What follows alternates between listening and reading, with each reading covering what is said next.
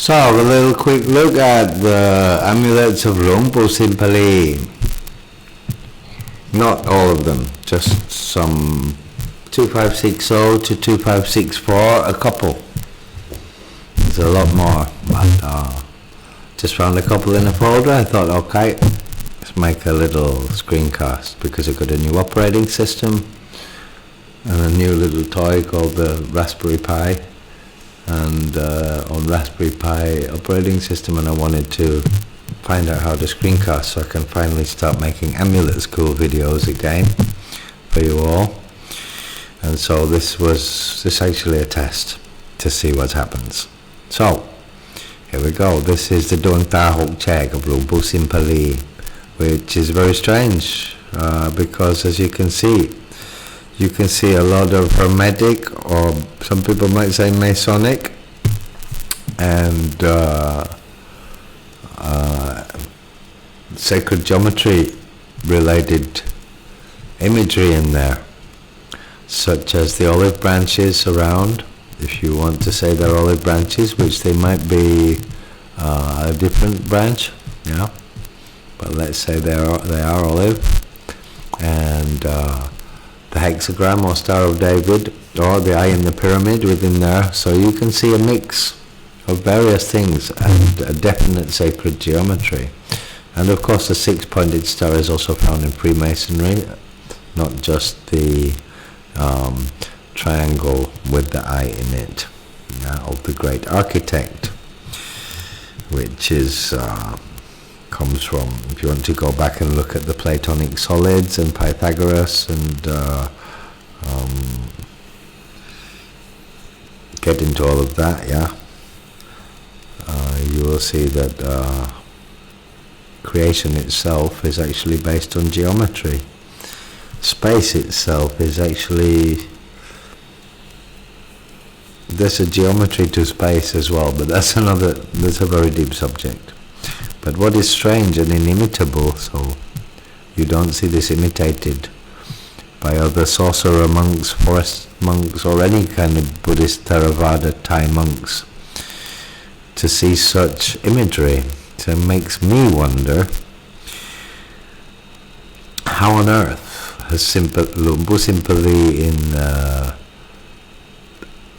forest, come out of the forest for the Vasa, for the rainy season where monks have to return to the temple and stay in the temples, and come up with these, what most people would say are Western, or Middle Eastern, or Hermetic, which actually came from times of Hermes, long before Judaic times, long before the Egyptians, around the times of when Plato said Atlantis existed. So around the time of Atlantis, Hermes the mage, Trismegistus. Okay, so that's, they said more than 5,000 years. They said more than 10,000 years, more than 10,000, 12,000 years. About 13,000 to 13,600 years ago, Atlantis sank, and Hermes Trismegistus, as he was known after that time, and later known as the god Thoth and the god Mercury. Anyway, how does a Thai forest sorcerer monk come out of the forest, as most do in Thailand? For the rainy season, you go into the temple. Every night you make your amulets if you're that kind of a monk. If you're a magic monk, a mage, a sorcerer, a Rusi type, yeah. Not all monks make amulets. Of course not. Only 1 in thousands make amulets. Depends on your disposition. So, but those who do in the rainy season will sit there, and through the 3 months of the rainy season will empower and make them in their hut at night, or their cave. Well, not the cave, unless you've got a cave in the temple, because you have to stay in the temple during the rainy season. It's a tradition now. There was a reason for it in India, because you didn't have coals, and it was different. Yeah. It was a lot wilder. It's not really necessary now. You could stay in the forest the whole time. And some break the rule and do, because they know that's what the Buddha would do. Just go for it. Anyway, very strange that Luang Phu Simpalee comes out of the forest, goes into the rainy season, stays in the temple and creates imagery like this, which isn't specifically Buddhist, is it? Right? So what has he been seeing in his meditations? How does a 122-year-old, 123-year-old monk who's never been to the West and I'm for sure hasn't studied Freemasonry or sacred geometry or Platonic solids come up with this kind of magic? The rear face is filled with rare Serm, Palangai and rare Lake Nampi, Lake Lai related Gaya Siddhi powders, and his Serm, Palangai, libido and health increasing powders, which is something that he's been famous for a long time. So this is also, he calls it the Duang Ta Hok Chek, but actually it's more than Hok Chek. A Son, Dao. Yeah, he calls it the concentric stars. It's actually like the Mahasiyan of the Hindus. Yeah, if you look at the lettering around it, though, it's a Solomonic seal. You look at that lettering around it. That's not Sanskrit. It's Aramaic. Actually, no, it's Enochian, which is the script of the angels. I have actually on my arm here, if you can see, I've got some light on me, in red writing on my arm. That is Enochian script, the script of angelic script. Yeah. So the sacred geometric yant, it's what it is a pentacle actually from a very ancient grimoire. So how he's come up with this, I really don't know. Because there is Enochian script around it. It's the script of the angels. It's angelic script, which is thousands of years old. And the yantra is correct in its design, which is mind-blowing. That's Enochian. So what it is, it's a sigil. It's a magical sigil of Solomon the King from an ancient grimoire of the key of Solomon the King, right? Which you have two. There were two grimoires. One grimoire was the second book was sigils and the yant. So we call them sigils, not yant. But as you can see, it's sacred geometry, and it's got Enochian. The Book of Enoch. Why you call it Enochian? This is another thing, the Bible removed the Book of Enoch, and he's just mentioned in there a little bit saying he walked with God. But how come this language of that time was called Enochian? Because he spoke with the angels. If you look at the Book of Enoch and about the Elohim and the Nephilim, and that there were giants in those days, you do your studies on that.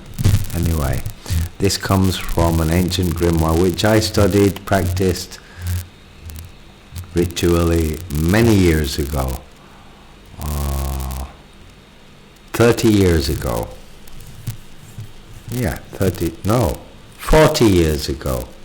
I was practicing, I had that grimoire and began to practice it 40 years ago. This is one of about 100 sigils within the grimoire, but it's the grand sigil.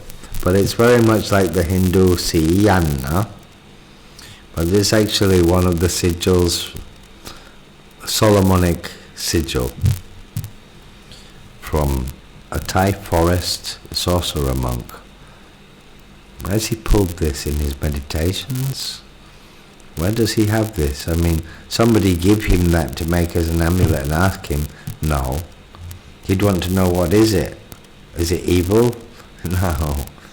He wanted to do this. Why? And the pyramid as well. His pyramid, yeah? And he has other editions with pyramid, and some of his Luksit as well, like Luang Phu Khao Hang, you can see the Duang Ta Pa Arahan are in a pyramid, right? Illuminatus, illuminated, enlightened, yeah? But it's very strange to see a Thai Theravada forest monk, direct lineage of Luang Phu Man, come out of the forest, go into the temple and make an edition of sacred geometric designs that has an accurate reproduction of one of the sigils within the ancient grimoire of Solomon the King. And I happen to know that sigil because I learned Hermetic magic a long time before I ever came to Thailand and learned Buddha magic. So there we have Luang Phu Simpalee, some light droplets around him in the card. Whoever decided to help with the edition made for him for distribution to shops, to the amulet shops. Yeah. It's not Luang Phu making that picture, it is one of his devotees helping, who will then help to distribute, and that's of course how people like me get it if I don't know the monk personally, because I have about 300 monks in my online shops, yeah, and in my shop here. Amulets for more than 300 monks. So there's no way I'm going to know all of them, and some of them have been dead for 100 years. So anyway, I don't know Luang Phu Simpalee personally. So that's the Dao Se Ti in Nơ Lek Lai, Ngân Yuan Silver Lek Lai, first edition, really rare. I think only 199 made, and I don't know how I found. In the moment I have 3, and they've been gone for years, ever since they came out. So it was 2567. These came out, they were made about 2563. So I've been gone for about 4 or 5 years, just completely gone. And then I was lucky enough to just pick up 3 of them, which they'll be gone soon. They haven't even had they might be gone already. I haven't asked my shop administrator. So they have a closer look in Lek Lai Ngân Yuan, probably filled with his Palangai, libido and health increasing powders, and his Lek Nam Pi powders, or at least the Palangai powders. Maybe don't need the Lek Nam Pi because this is Lek Lai. And you can see from its roughness of the star shape, which is very much like Luang Po Pinat, Nai Pon Nai Pan, his lucky star amulet, which has the military and police stars. It's double-sided, it's Luang Po Pinat, but also teardrop shaped. So there's a similarity in design, but actually there's sacred geometry there again, yeah, in the form of the star. It's an 8-pointed star, and it's also, of course, the Dharma wheel, the wheel of Dharma, yeah, and the eightfold path. That's why the wheel of Dharma has 8 spokes, is because the eightfold path is the path, yeah, to escape samsara. Yeah, you can see it has the cockerel, which probably refers to Prat Gagusanto, the Gagusanta Buddha, the first Buddha of the Buddhas that will exist in this kalpa, of this particular universe cycle, before it implodes and the next universe explodes, next Big Bang happens and a new universe happens. There are 5 Buddhas. We've had 4, there's 1 more to come. Katsapa was the first. Yeah. So he's often represented as holding a cockerel, sat meditating with a cockerel in his lap. So the cockerel, kakuk, kakuk, kukuk, kukuk, kukuk, kukuk, like a kukuk, kukuk, kakusanto, yeah, kakusanta Buddha, yeah, cockerel, kakuk, kakuk, kakuk. So has a Chinese stamp on it and a unalom. Looks like it has a 9 yak, 9 kink unalom, which would be Nawahora Kun, Asangwisulo Busa, Asangwisulo Busa Pupa, yeah, Arahang Sangwit, Sang Sama Samputo, Wicha Charana Sampano, Sukato, Sulo Lokowitu, Visulo Burisathamma Sarati Sa Satha Tewa Manutsanang Bucha Putto Pa Pakawati. Yeah. It's itipiso Pakawa Arahang Samma Samputo Vichajarana Sampano Sukato Loko Vitu Anutaro Burisathamma Sarati Satate Wamanutsanang Puto Pakawati, shortened into a formula. So, just in the stamps on the back of this amulet, I'm falling into Buddhist, what would you call it? Steganography, encoded signals, encoded messages. But that's what sacred geometry and spellcraft is all about. That's why witches say, and even in Buddha magic, you chant things backwards and forwards. Yeah, so spells, you chant them backwards and forwards. There is something to chanting or saying a spell backwards, yeah, and forwards. I'll leave that for my members channel, so I really have to make content for the members paid subscriptions on YouTube, because that's where I talk about how to apply the occult. I don't put that on my public channel, so that's as far as I go on this one. The next one, this is the pyramid he made. So once again, sacred geometry, and you can also see that we have this Eye of Horus thing, so the eye, or the eye of Illuminati, the eye of the great architect, yeah? The eye of awakening, and the rays there, of illumination. But look at this wreath of branches around, yeah? It's very strange. If he's had his meditations and come out with this, and pyramids, yeah? Hydroelectric pyramidic structure. Sorry, that's the name of a piece of music I made, which is on. I actually uploaded that to YouTube. So in 2014 or something.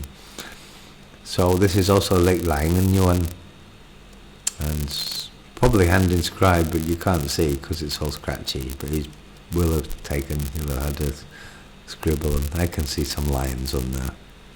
And this has Lake Lai, Nơ Pong, Lake Nam Pi, and Nơ Pong, and Pong Rai Sum Palankai, libido and health increasing powders, and the Lake Nam Pi powders inside the base, and the stamps on the base, the Chinese leather,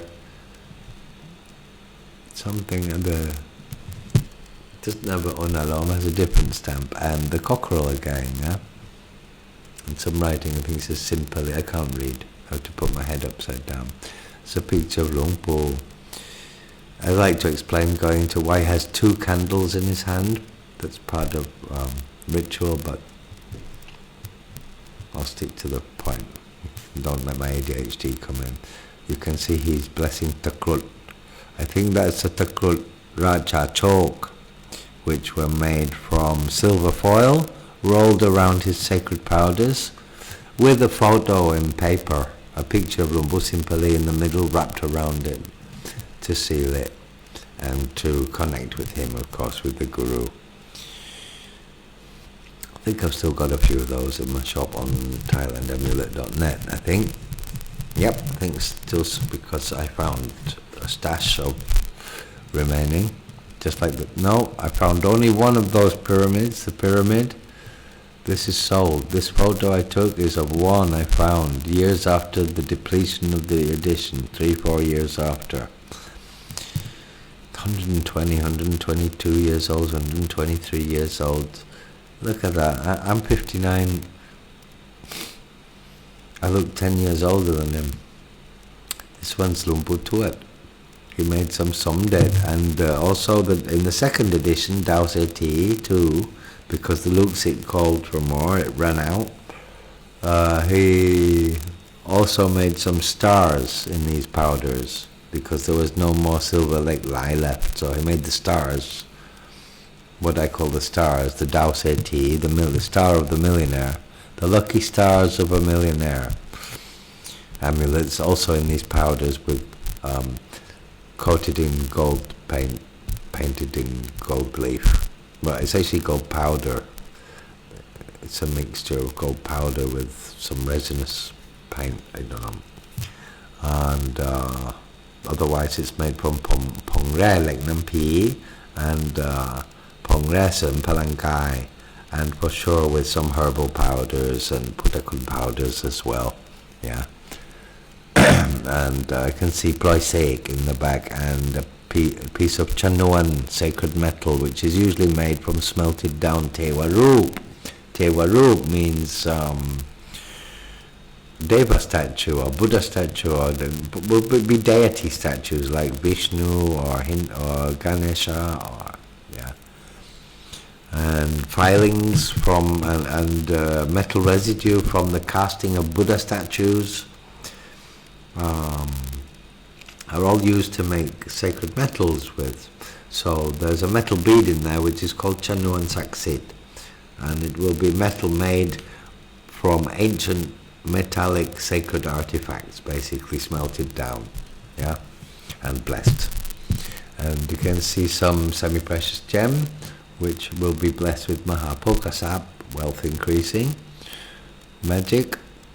I'm not sure what, there's a piece of silver like Lai Yuan, silver like Lai, and I'm not sure what the other thing is in the rear face. There's gems, Chanuan, silver like Lai, and a piece of something else I can't see in the photo. I'd have to get it under the eye loop, and I don't have it with me in the moment.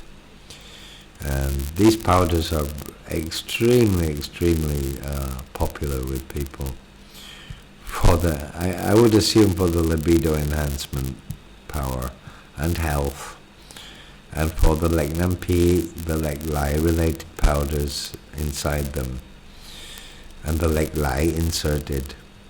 But his powders this is why his editions and his amulets always run out. I really don't know how I found these 3 years to 4 years to 5 years and 6 years after these editions were released. Sometimes you get lucky, but actually these editions were depleted. That pyramid we were looking at, somebody asked me 2 years ago to find one, and I just could not find one. There was none left. I don't know how I got lucky. I found one. It's gone now. It's sold. There's the same powders with the same in the bag. It looks like Shin Atan, or is it some Sipung, maybe with some Shin Atan, sorcerous substance, I will say, for YouTube, to not get demonetized. And there is a Luk Namo in the back. I call them a metal slug spell.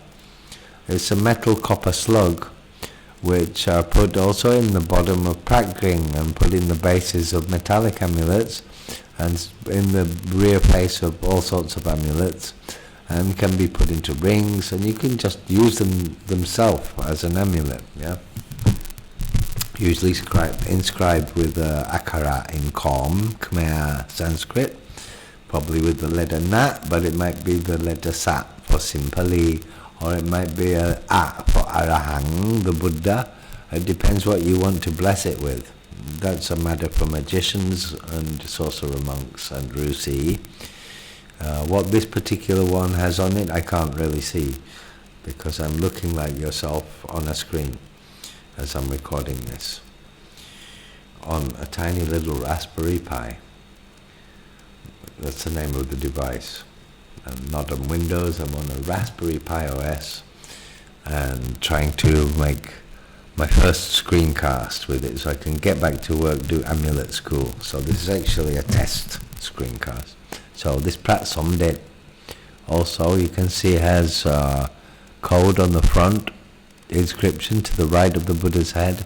You can see 2 pieces of Chanuan sacred metal, a black piece of something. I would assume that to be Lek Lai, but it might be Lek Nampi, and the Luk Namo slug spell, and another, I can see Si Pung, sticky substance with something inserted. I can't see what it is. It might be a gemstone, maybe.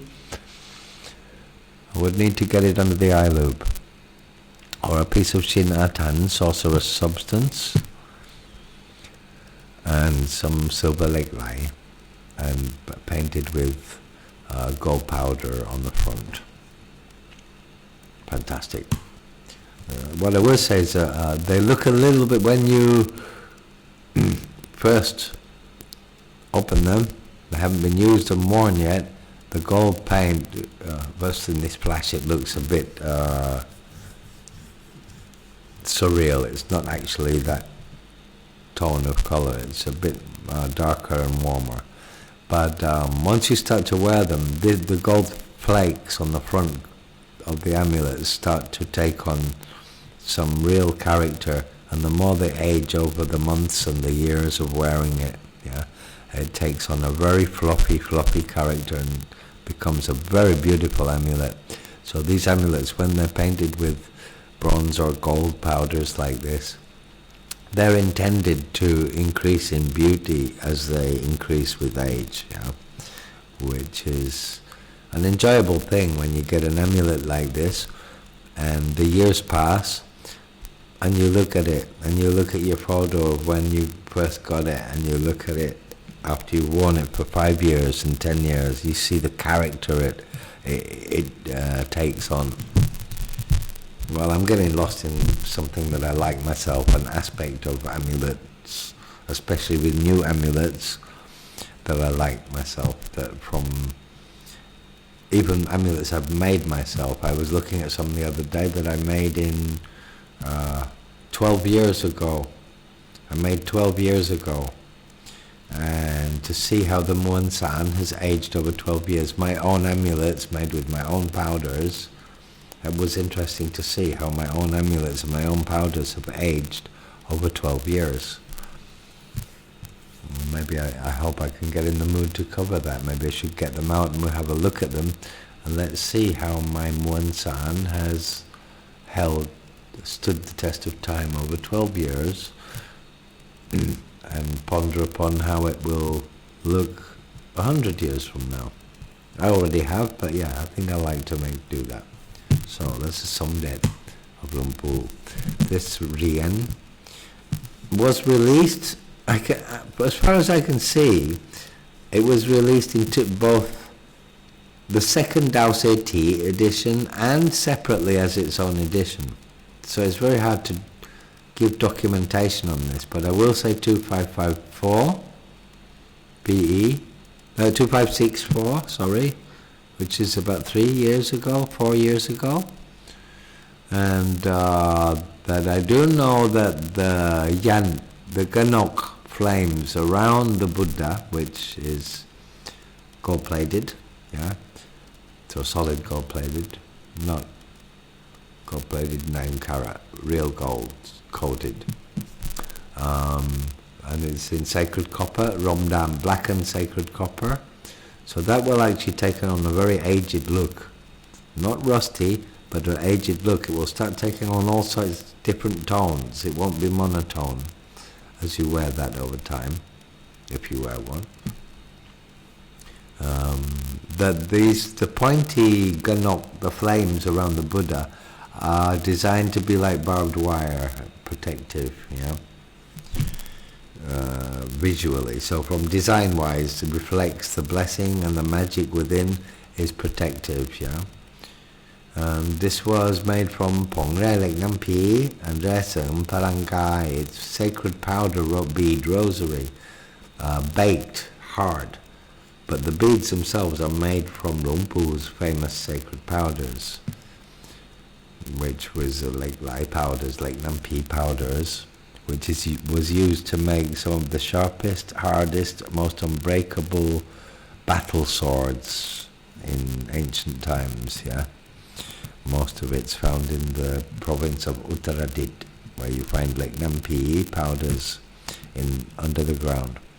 And this is a Takut, I think also Maharaj Chachok or Takut Chakapat maybe.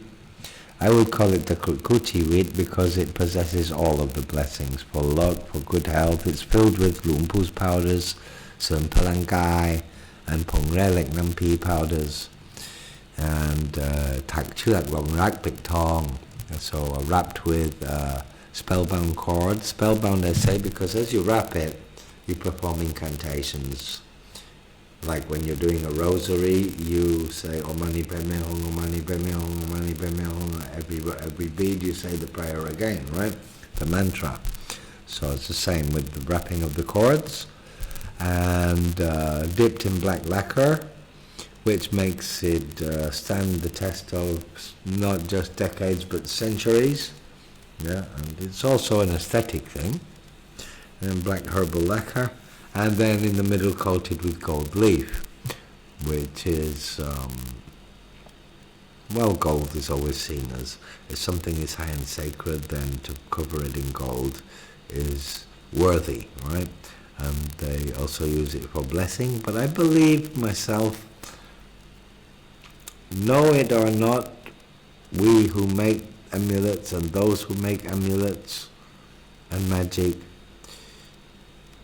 and the Lasi, who many of whom understand energy and its vibrational, frequential, wave-like nature. I didn't say wave, I didn't say particle, I said wave-like nature.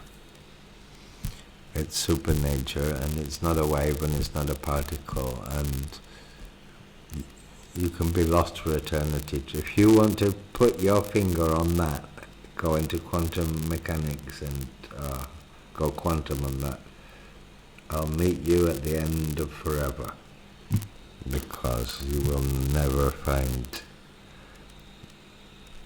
an explainable answer to that. So this takut is about 5 inches long, I would imagine, about 4.5, 5 inches long, and filled with Luang Phu's extremely revered and highly sought after powders. A very nice amulet, this one. I personally like takut. It's quite long, so it's not the most comfortable to wear on a belt around you, but it's not for comfort, is it? It's for protection, and this one's more for protection and power, as well as health, libido increasing, attraction, good wealth, health, happiness. Kuchiwit means partner for life. Yeah, so it's not an amulet you play with for 2 years to gain your goal and then you don't need it anymore. Yeah, some amulets people use like that to get their goal, and then they keep it in a place of reference on the altar with the rest. You don't need to wear it anymore because they got what they were after, right? After that they just Bucha the amulet, right?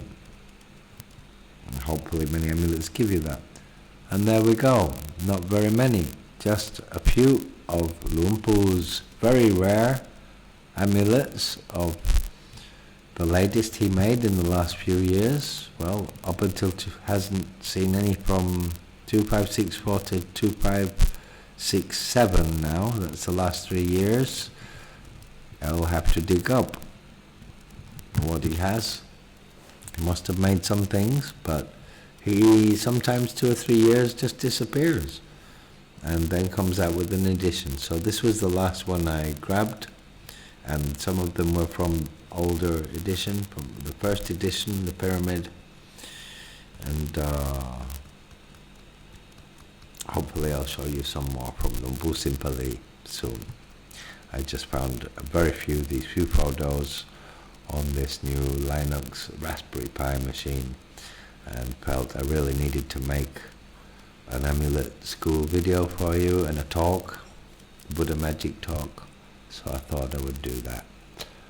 It's very interesting to see this Hermetic Sacred Geometry in the design of this amulet and this amulet, because this really is from grimoires I studied 40 years ago, practicing Hermetic magic, ritual magic, from the key of Solomon the King, the first and second grimoires. This is from the second grimoire, it's a sigil, and it's written in Enochian.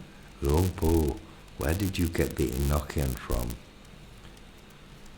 Yes, there is a book where there are some books where you can find this design and this sigil, and you can even find it on the internet now actually. But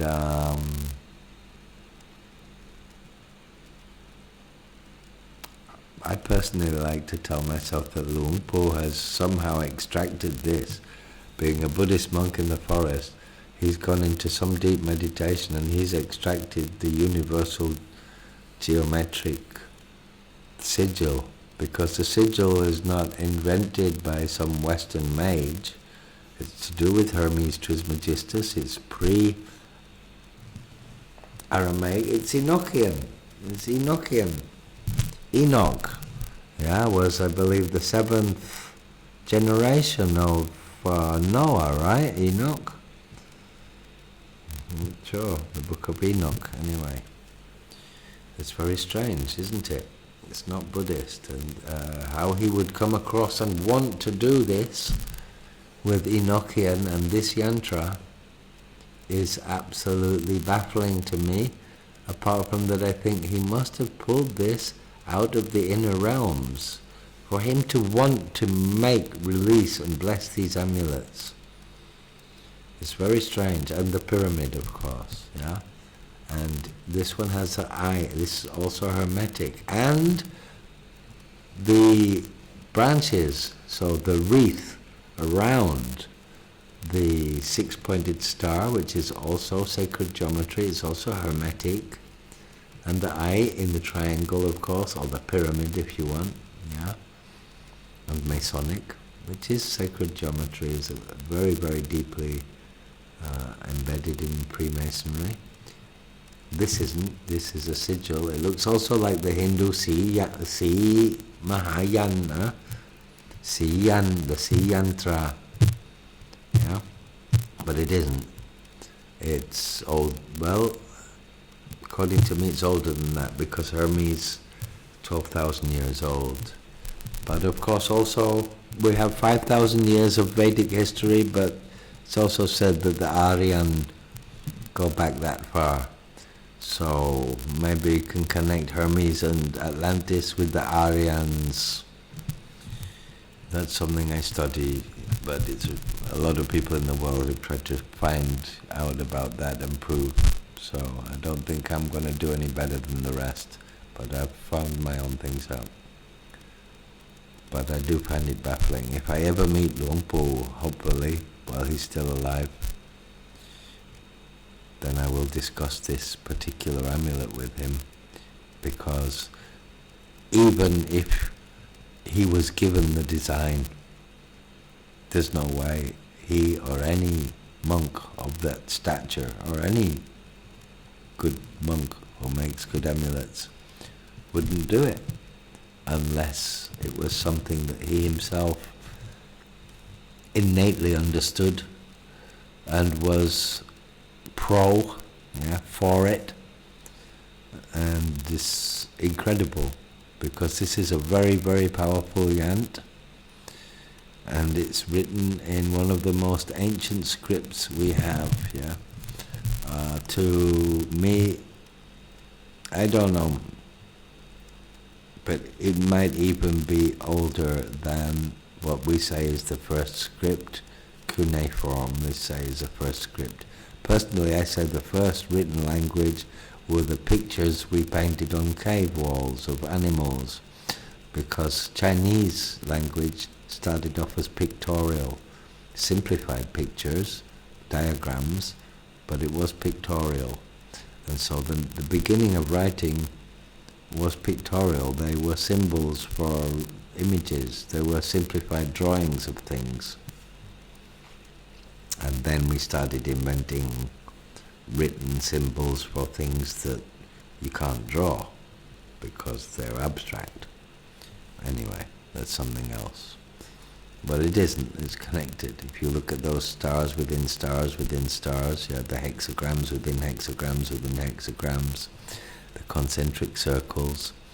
It's like a Mandelbrot set, infinitely concentric.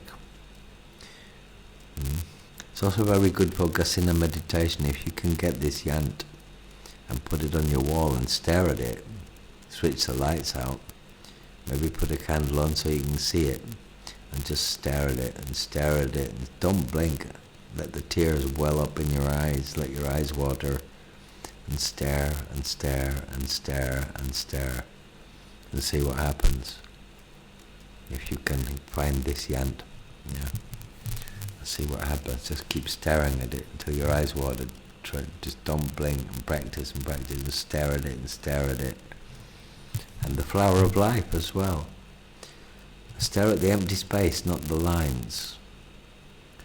Because the Platonic solids, and geometric design and the flower of life, you can see it's drawn with straight lines. And mathematicians use straight lines, and geometry is done with straight lines. You can actually make a ball by drawing straight lines, like a net, right?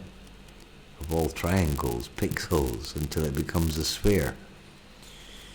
It's an illusion. If you look at the flower of life diagram, line drawing, if you stare at it long enough at the empty spaces, it will fold outwards or inwards, one way or the other, depending which way you flip it with your perspective, into a 3D holographic thing.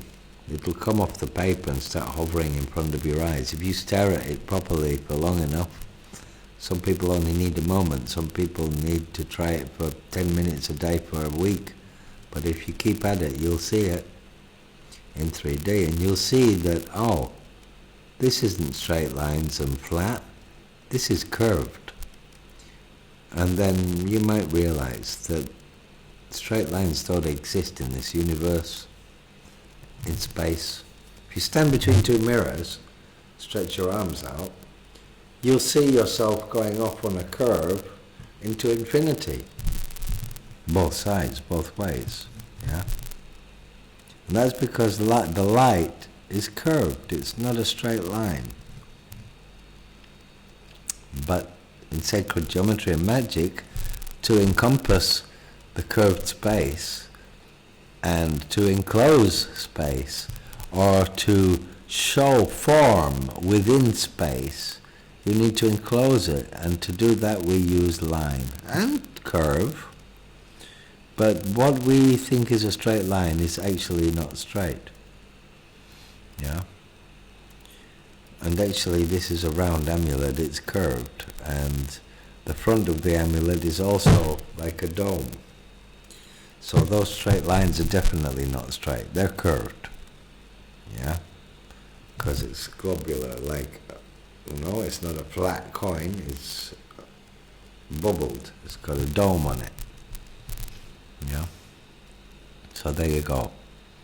Some of the amulets of Luang Phu Simpalee, a little bit about hermetics and sacred geometry, and raising the question of how on earth does a Thai Theravada Buddhist monk stumble across, approve of, and release an edition of amulets that are Hermetic Sacred Geometry based. I find that fascinating, and apart from loving his powders and the story of Luang Phu Simpalee, this monk who was so enigmatic and elusive, I just find this edition of amulets extremely fascinating, as to wondering why. And I believe he has somehow had some insight that has made him focus. He's obviously received some Wicha through his practices that makes him want to release these pyramids and the sigils and show illumination, enlightenment, which is what the Buddha attained, that he's a Buddhist monk, but he's showing this through a different Wicha. I mean, this is the eye of an enlightened being, yeah? This is the eye of the great architect, actually. And to me, it's the eye of Horus, the god of perception, yeah? Of perception itself, meaning perception, the god, that's a personification, meaning the perception, that which we call perception, the thing we call perception, which exists, that thing which exists which humans call perception. I got Horus, to me, and perception are one and the same thing. Maybe I'll find a way to explain that one day. So, with these hermetic and very magical, both in their both. Well, if it's three things, that's more than two. I won't say three things, more than, not two, but I'll say both his powder amulets and the metallic ones. But these, the pyramid, and these sacred geometry based amulets, they fascinate me as to his reasons and the fact that he's very fervent on this. It's the second time or third time that he's included this hermetic aspect to his amulets, and a pyramid. So he's wanting to emanate energies with his amulets, and I've never seen a Thai Buddhist monk before do something like this, right? Except maybe, Luang Phu Simpalee, he made something like this, Luang Phu Simpalee also was very inimitable and enigmatic. I think they're actually related by lineage as well. I'll have to study that. I'll see if there's if they've ever had any connection, Luang Phu Simpalee and Luang Phu Simpalee. Silver Lake line. I would have liked to have kept that, but Luang Phu Tuat, สมเด็จ เหรียญประทานพร This has a fishing net yantra on the back to catch treasures and wealth. And what a rosary made from his most sought after sacred powders. Wow. Classic Takrut, card eel for waistband Takrut. Although you could put on a chain wear on the back here on a neck chain. Do what you want. Some people keep them in their car, some people you put it in your top pocket. But I wear them around my waist. And this, wander away with the